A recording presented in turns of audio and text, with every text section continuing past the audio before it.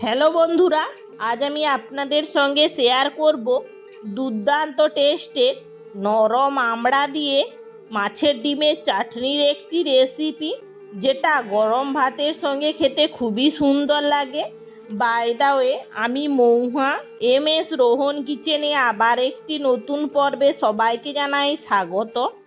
মাছের ডিমের চাটনি বানানোর জন্য প্রথমে আমরা এখানে নিয়ে নেব মাছের ডিম।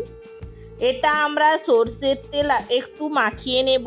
যেহেতু মাছের ডিম একটু আঁশটে গন্ধ করে, তাই সরষের তেলটা মাখিয়ে নিলে মাছের ডিমটা আর অতটা আঁশটে গন্ধ করবে না। এখানে আমরা সরষের তেল দিয়ে ভালো করে মাখিয়ে নেব। এবার আমরা লবণ ও হলুদ দিয়ে মাছের ডিমটা ভালো করে মাখিয়ে নেব, যাতে মাছের ডিমটা কোনো দলা না বাকিয়ে থাকে সেদিকে খেয়াল রাখতে হবে, যাতে মাছের ডিমটা খুব সুন্দরভাবেই মাখানো হয় সেদিকে খেয়াল রাখতে হবে। এইভাবে মাছের ডিমটা ভালো করে লবণ ও হলুদ দিয়ে মাখিয়ে রেখে দেব। এবার আমরা যে নরম আমড়াগুলো পেড়েছিলাম সেগুলো আমরা ভালো করে ছাড়িয়ে নেব। এইভাবে আমড়াগুলো একটি একটি আমড়া 4 পিস করে কেটে নেব। এইভাবে ছালগুলো ভালো করে ছাড়িয়ে আমড়াগুলো কেটে নিয়েছি। এবার আমরা আমড়াগুলো ভালো করে ধুয়ে নেব।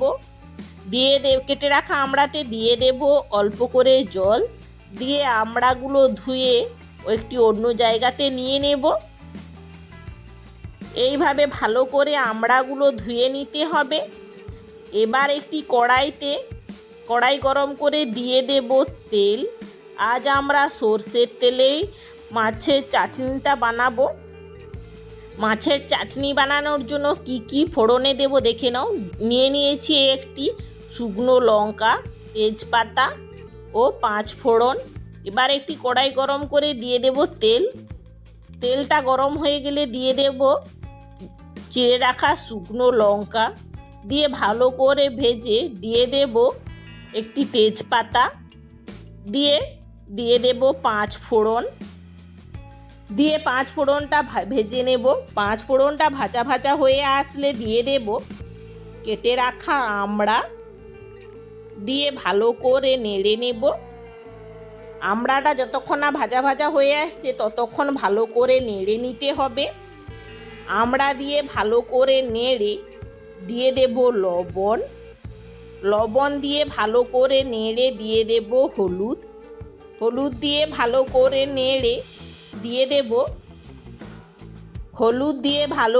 নেড়ে দিয়ে দেব পরিমাণ মতো চিনি, দিয়ে দেব অল্প করে জল, দিয়ে ভালো করে নেড়ে নেব যাতে চিনিটা গলে যায়, তাই ভালো করে নেড়ে নিতে হবে।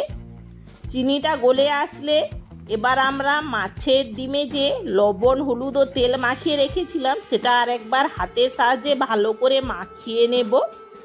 হাতের সাহায্যে ভালো করে মাখিয়ে দিয়ে দেব মাছের ডিম, দিয়ে ভালো করে নেড়ে নেব।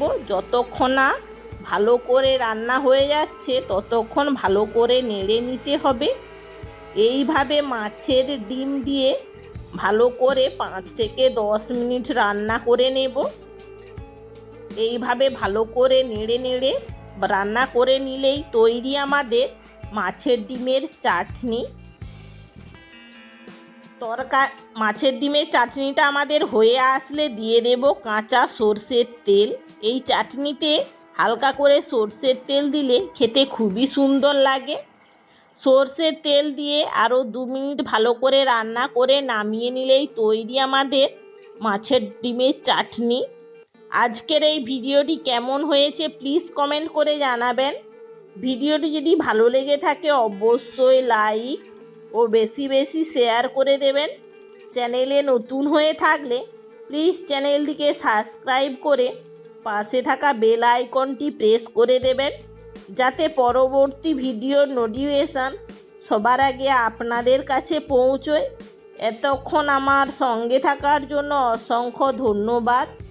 দেখা হচ্ছে আবার একটি নতুন কোনো ভিডিও নিয়ে। ততক্ষণ ভালো থেকো, সুস্থ থেকো।